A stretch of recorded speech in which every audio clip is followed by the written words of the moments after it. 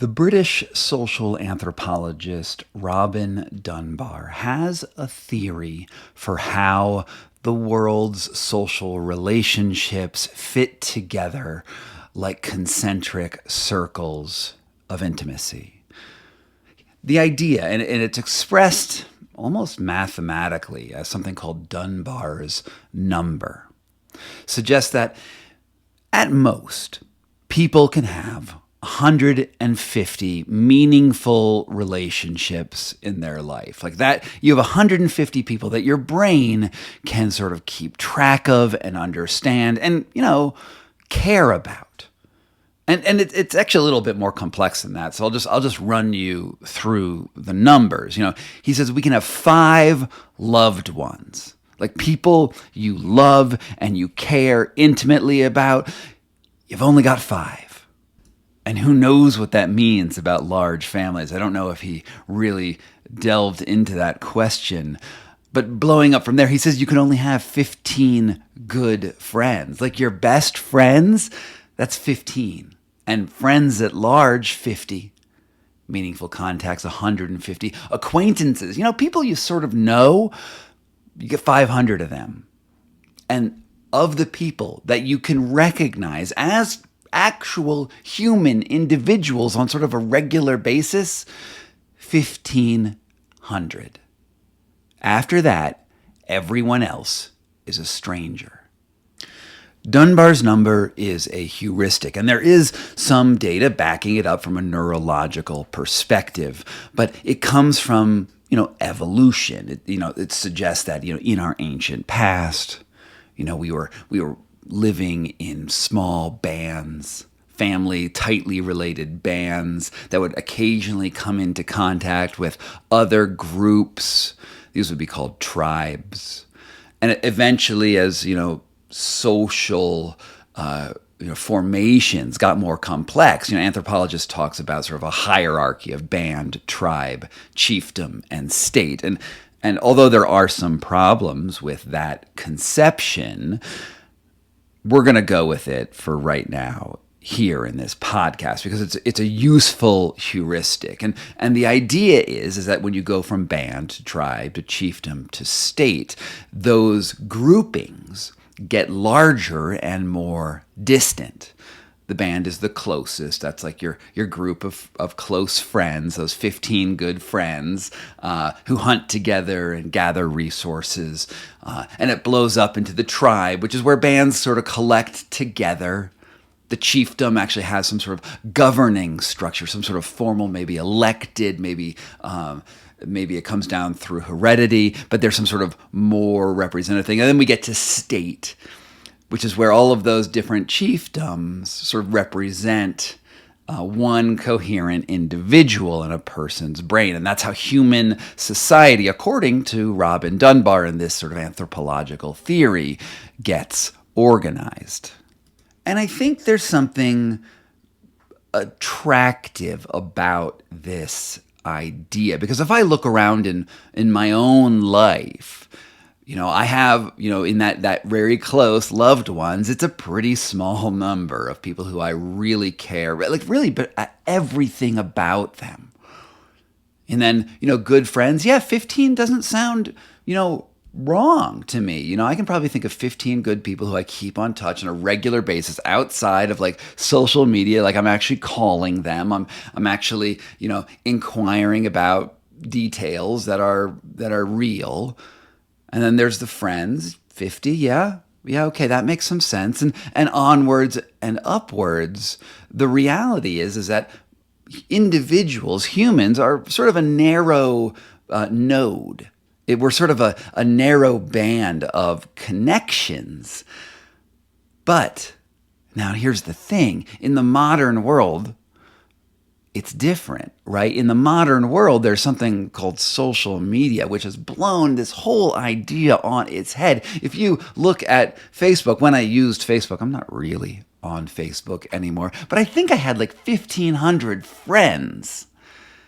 But they weren't really friends, right? I mean, these were people like maybe I went to elementary school with them, or I met them at a party once and we had a cool conversation. But keeping track of them for all time. Oh, we talked about your skydiving experience. This is a real person that's in my brain right now, but we talked about your skydiving experience. It was a cool conversation, but I'm following them 15 years later on Facebook, and I have no idea why. I mean, it's a little weird, right? And I think according to Dunbar's number, it might be worse than weird. It might actually be inhuman to have this. One of the beautiful things about the human brain, one of the fundamental functions of human consciousness is actually forgetting details that are irrelevant to your life. It's like when we sleep, and I've done other podcasts and I'm doing some research on sleep right now. But when you sleep, the thing that your brain does is discard the information that is no longer serves you and sort of like combines it down and compresses or just completely forgets it. And that is a really, really important part of consciousness to keep your brain uncluttered. Here in the social media world, oh my God, it's nothing but clutter. It's nothing but these connections that, although there are some real meaningful contacts in your social media profile, I would hope. But it's a lot of these other contacts. You're like, well, why am I connecting with that person? Like, why do I care about this parachuter that I met 15, 20 years ago? Well, I don't know why we do that, but we do feel like we want to connect our past to our present. And these profiles, to some degree, create some sort of historical record for us, a way to externalize our relationships and remember them. We think, of course, that the more friends, and now if we look at other platforms, more followers you have, right? The more people who follow you, well, the better you are. I mean, you can look at somebody who is well known and they have 20,000, 1 million followers, and something in our brains clicks over and says, well, that person is important because people follow that node. That person is famous because they have people who follow them. And of course, they don't follow nearly as many people as they have following them. I mean, it's sort of uncool in the social media world to follow a lot of people. You want to collect the people underneath you, to have your own little chiefdom that looks to what you say as important. You want people who follow you to have clicked you up into that meaningful contact from the acquaintance section of Dunbar's number. You want to be important because you're famous. Well, that's what this podcast is actually about. Not really just talking about the perils of social media, although that certainly is going to play a role here. But I want to look at fame. I want to look at fame as what it does to a human individual, how it changes a person. And I'm going to give you my thesis right now. It's that fame is a mental illness. Fame changes a person. It mixes up those Dunbar numbers and gives it an inflated idea of importance. It's isolating, and more importantly, it's damaging. And we live in a world now where fame gets traded on multiple levels. Yeah, sure, we might have some movie stars here and there, the Brad Pitts and the Taylor Swifts. But also, we have all these people who are micro-famous, right? People with hundreds of thousands of followers who act as if they're famous. They act for the adulation and whatever it is that social media platforms are offering in terms of like a dopamine hit, or maybe in some cases, not just neurological, it's actual finances. What does that do to an individual, and what does it do to the society at large when we scale up all of these micro-famous people who are everywhere, who I follow, right? I follow a lot of people who I think are interesting. What does that do to the social fabric of the world we live in? To some degree, you could look at the general drift of social media. And I don't really care what platform we're talking about, but you can look at social media as a sort of casino or a Ponzi scheme. Years ago, it was a really common news story to have like a 14-year-old kid who did a funny dance or had like a particularly attractive, video on some platform or a photo that went viral. Right. And virality was it was a new idea, and people wanted to go viral because we all had the ability, as just sort of any person with a social media profile or a website could suddenly get accessed by everyone on the internet when they share it between each other. And we all wanted to find a way to go viral. I mean, not all of us, but many of us wanted to find a way to go viral. How many of you, when TikTok came out, and this was like a few years ago, right? TikTok came out, and we maybe you saw some news, maybe you weren't an early adopter, but you saw these news stories of people getting millions of views on TikTok. They were nobodies, and they blew up on TikTok. And did you perhaps start a TikTok account, and maybe part of your brain thought, well, look, these things are getting these dances or whatever is getting popular, or my particular way of talking is going to get popular, and that just maybe it'd get picked up and it would go huge, and like suddenly everyone would be looking at me doing this thing, whatever social value that thing was, and then maybe you would try to copy other people. And you know what? Most of us didn't go viral. Like most of us, couldn't do that dance. I'm thinking about the floss, right? You couldn't floss your way to fame. Maybe the first two people could floss their way to fame. That's a stupid dance that actually I got pretty good at. The floss didn't make you famous, but what you were doing is you were pulling this slot machine and hoping that things would go crazy. And if you look at, it's not just TikTok, right? If you look at any, social media service, one of the most popular genres on YouTube is how to hack the algorithm, how to craft the perfect thumbnail in the first 30 seconds of your YouTube video so that, you will retain people. You get your click-through rate and your audience retention, and that if you get your numbers just right, maybe the algorithm, which is treated like a god almost, it's sort of a whimsical god that you can't possibly understand, that algorithm will pick you up and transform your video from getting the hundreds that it might get into the millions. And then, those millions can translate into money. For those of you who are wondering, 1 million hits on YouTube should generate about $4,000, roughly $4,500 or so. And then once you go viral once, you're going to want to go viral again. You're going to get those followers. You're going to want to try to build a following. And then all of a sudden there's this funnel that you're in, you're traveling down this fame funnel with millions of other people all trying to get that one little slice of attention from the broader world so that you can climb Dunbar's number into being a loved one for millions of people. Yeah, society, it's a little sick.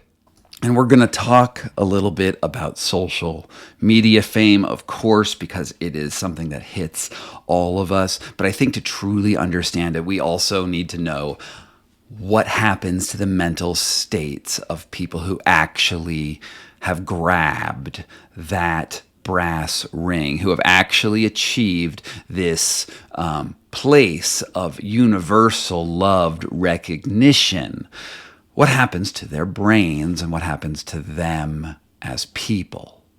Well, luckily, there's a fair amount of research that has been done on celebrity over the years.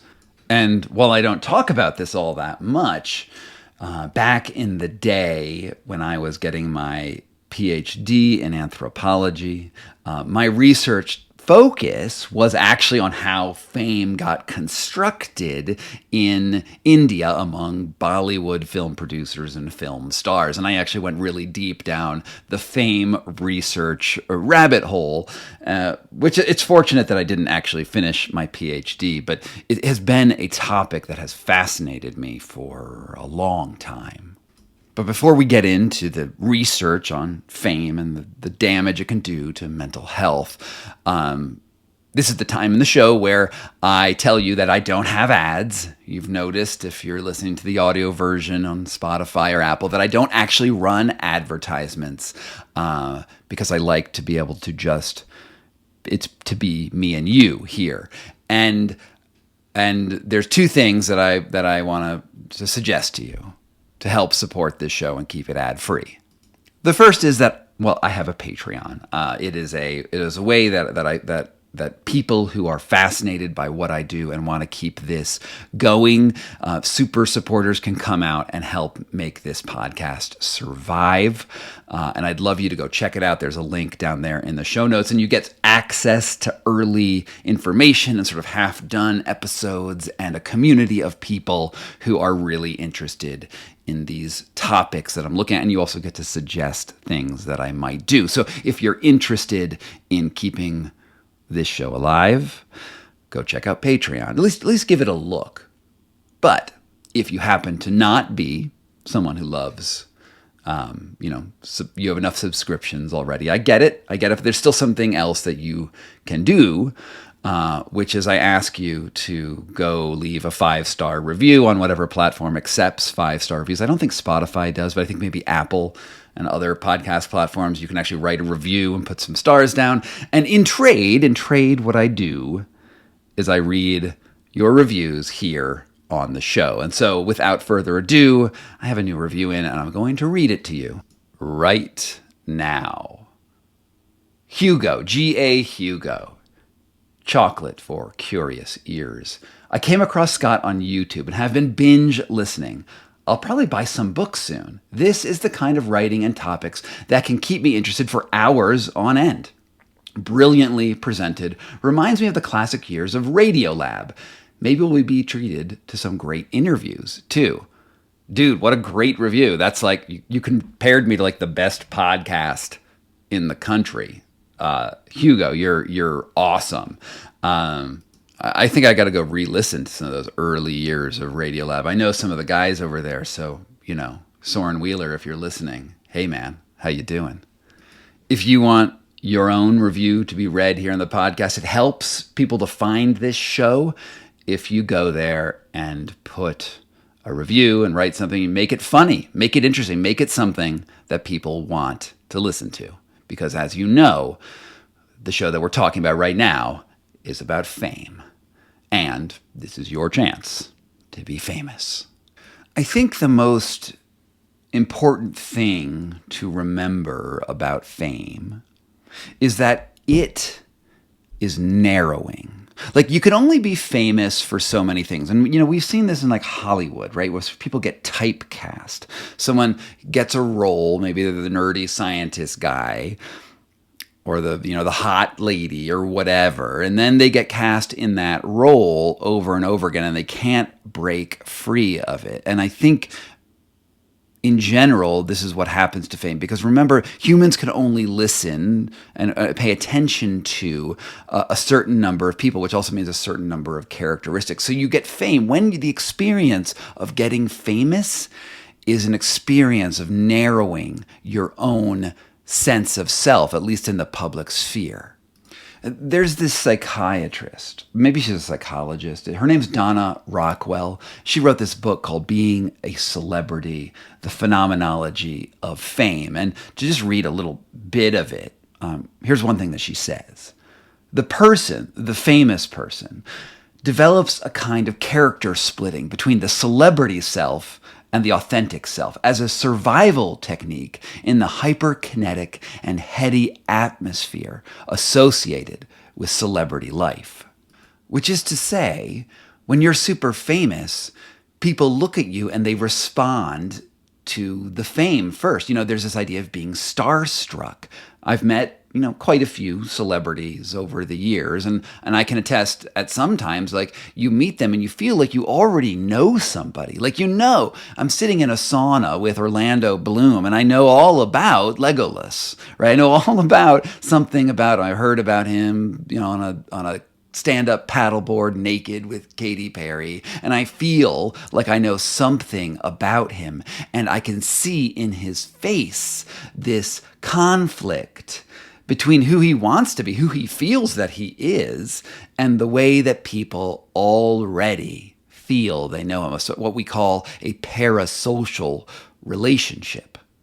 And when you meet someone like that, you can see the conflict raging over their minds because they don't want to be friends with you because you think they're famous, because that is inauthentic. And yet they do not under any circumstances want to lose this thing that they worked so hard to attain. They cannot trust the people around them anymore.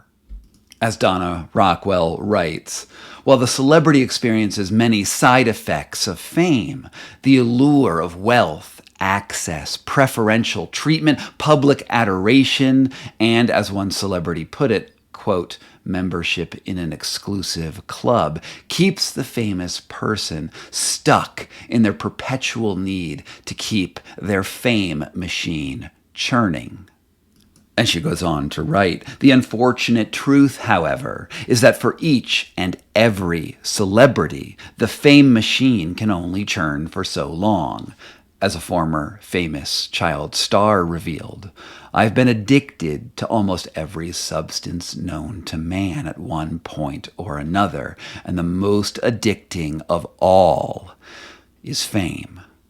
And I really thought that was so useful because, how many famous people do we know out there who have addiction problems? It's almost like a cliche, right? It's almost like, Kurt Cobain did heroin, right? And David Duchovny was a sex addict, and on and on and on. There's so many famous people who get caught up in these negative feedback loops. It's like their dopamine receptors just had to have more all the time. And when the fame was not answering, when they weren't getting their equivalent of clicks and likes and newspaper articles and entrance to their private clubs, they needed to find something else.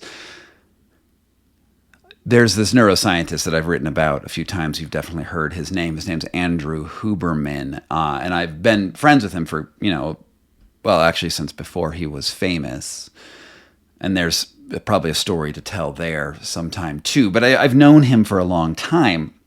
And one of the things that he said to me, which I thought was so unbelievably brilliant, was that addiction is the progressive narrowing of the things that give you pleasure.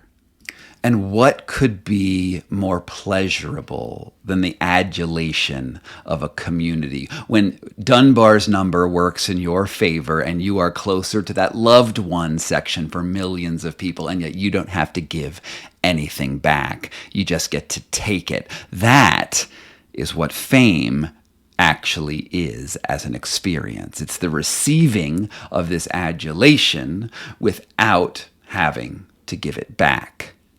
But what is a person who doesn't give back when you meet them, right? When I meet a famous person, I always have this idea of who they are, and they always let me down because no one can be that image that they present on their movie screen, right? The Rock is not actually out there saving the world every day. He's an actor, he was a big buff actor. Tom Hanks, who is like America's dad, is, maybe a nice guy in person, but and I've heard that he is, but he's not the nice guy in person that you think he is. They're struggling with this act, and they're struggling with that celebrity self versus the famous self. You are a bifurcated individual. Now, I happen to know a fair number of people who have gotten famous, and I happen to have known them since before they were famous. And I will say that there's always this thing that occurs when you see someone go through that transition.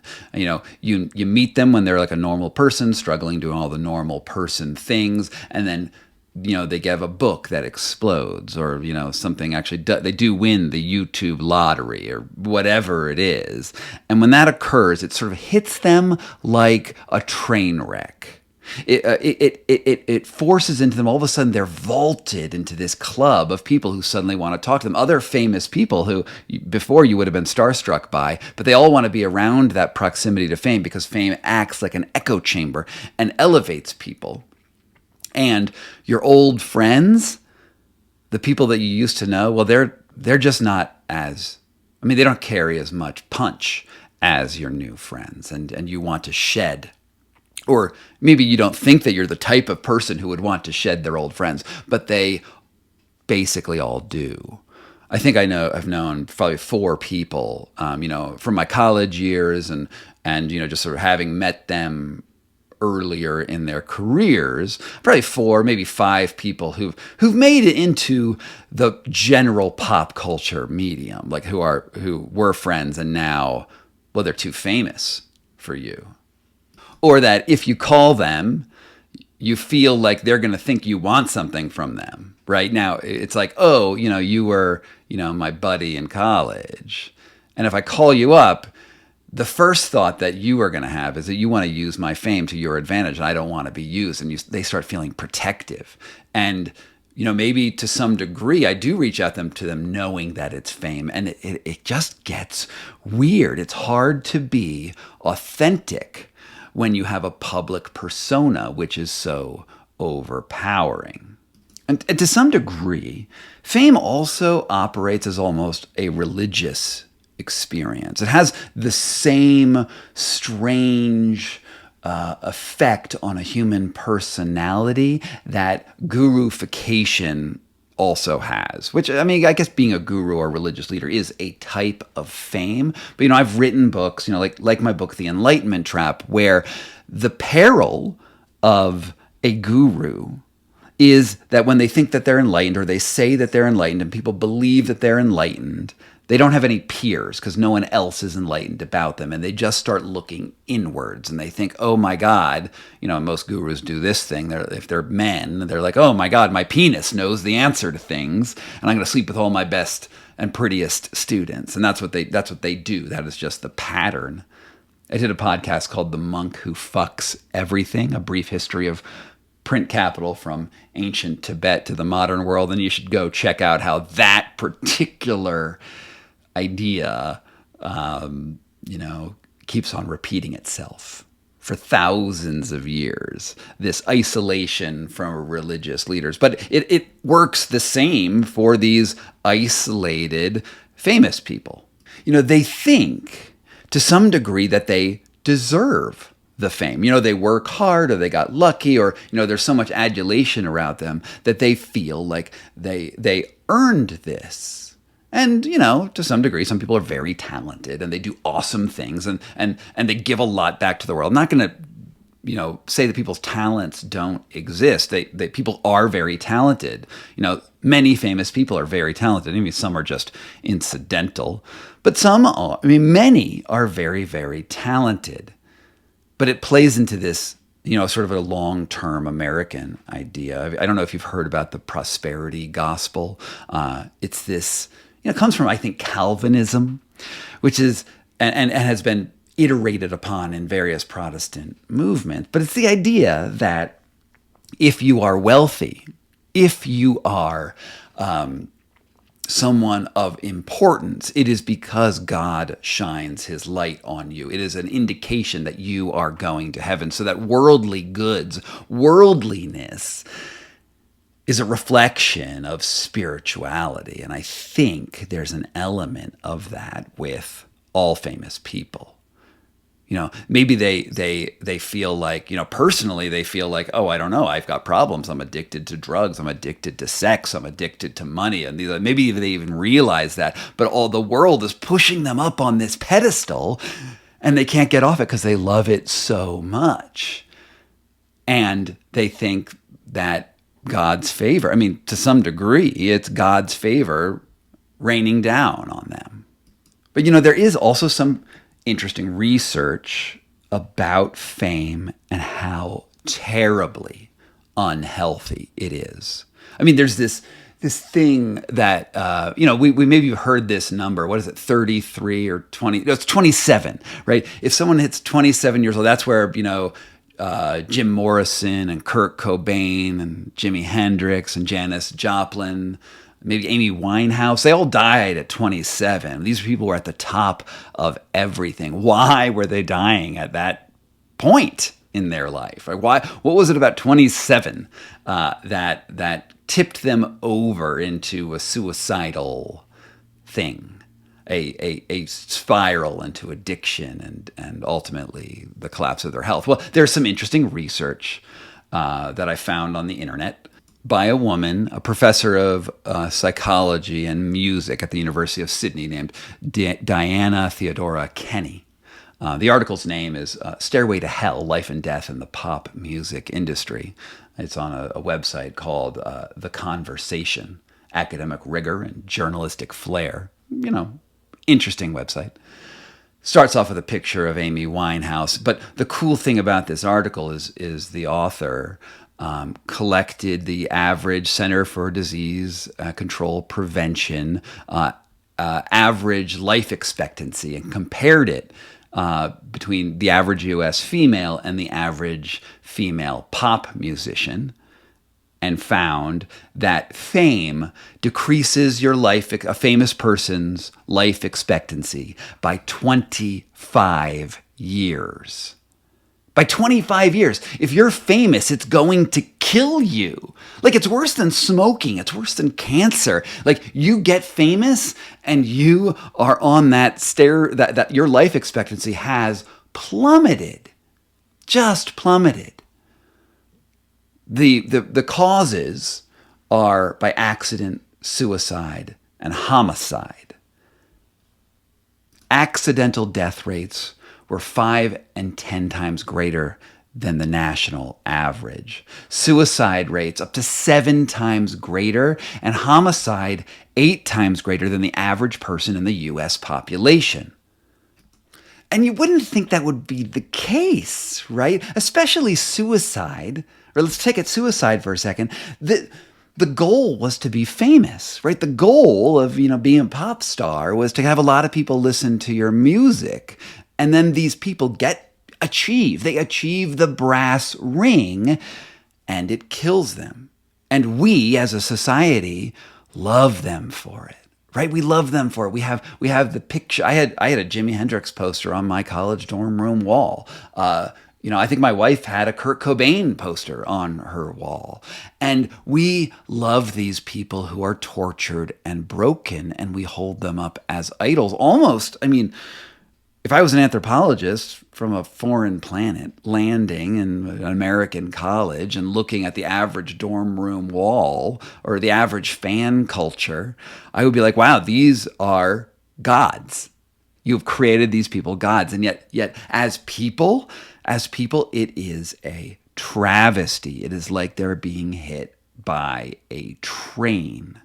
Donna Rockwall, the PhD that I had mentioned earlier, said that fame comes on like an acute sickness. Like, you go from being a normal person to all of a sudden, the way it works in our networks, people can vaunt from like sort of a nobody into a mega huge somebody seemingly almost overnight. Like, it's very rarely a slow build. In fact, the people who do have a slow build are probably able to manage it a little bit better, right? If you're like a musician and you're just doing like, coffee nights, open mics, and then you make it up to the little like slightly bigger stage, but you stay there for a few years and you slowly are able to integrate what happens in your famous rise, you might actually be a little bit better off than the person who goes viral on the Today Show tomorrow and the next day is filling stadiums like Madison Square Garden. Those people have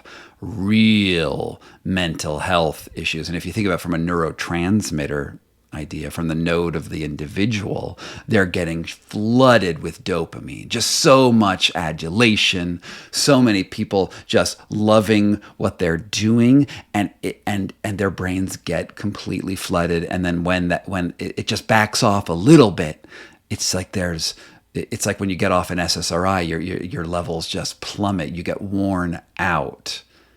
Fame is freaking dangerous. Now, if you've been following my work for a little while, you maybe come across my book, The Wedge, where I where I wax philosophical on the nature of consciousness.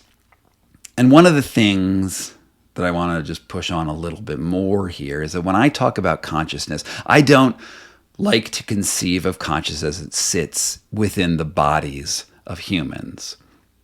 Which is, just go with me here for a second. It's not going to feel right when I say this to you, but I don't think that I am conscious, and I don't think you are conscious. I don't think any of us on an individual level are conscious, but in fact, consciousness is something that arises in the synapses between people and in social interactions. Consciousness exists between neurons as they fire. It is something that occurs constantly and continually, but doesn't exist in one place. Now, I've done other podcasts that, sort of delve into this sort of synaptic idea of consciousness, a lot more in depth than I will now. But let's look at just fame from this perspective for a second. If fame is a node of consciousness, right? This fame is really a social construct. It happens because of the collective action and adulation that gets piled on a specific individual. And if they were like a neuron, they were just like a really important neuron because lots of connections are flowing into this one spot. But neurons don't work really well when one neuron sort of wags that whole dog, right? Neurons can only fire so much out of their network at one time. A famous person only has so much energy to contribute to the broader network of human civilization. And it is a narrowing effect. It is an inefficient effect. If one neuron is like the command point for conscious expression, it lacks the ability to have sort of diverse interactions and diverse thoughts and sort of a full experience. And that narrowing is, it's hard to live and experience and exist with the weight of that responsibility on the neuron. That neuron doesn't, it can't fulfill an integrated self. In the end, the synapse around the neuron defines what it is. And so I want to just sit with that for a second and think about what it is that we're doing here in the world today with social media. Hell, what I'm doing with a podcast, what I'm doing with a YouTube channel. And, I have all of my little Instagrams and Twitters and Blue Skies and Mastodons and all of that crap. What is it that we are chasing here? Is it going to actually give us fulfillment? And I struggle with this because I'm playing that game, and you're to some degree likely playing that game too. We're all on these platforms that give us something in return, right? Sorry, I have segued into looking at social media again here. I have defined what the problem with sort of big celebrity is in terms of isolation. And I want to bring this back down to our personal level and this micro fame thing that we're all part of, right? We're all part of it. I asked you for reviews like a little while ago on this podcast, right? I said, hey, like and review my thing because I do want my message to spread because I think that there's hopefully some of what I say is useful. But I'm also really wary about what that fame actually might mean if this podcast blows up into sort of a huge world. I find myself drawn between two polarities where I can be an authentic individual or I can be something that tries to wag the dog from outside, something that tries to answer what podcast title might give me the best click-through ratio to forge a career so that I can afford health insurance every month. Those are thoughts that I have sometimes, and it is a struggle, and I think it's a struggle that well, especially for someone in the media, it's more apparent.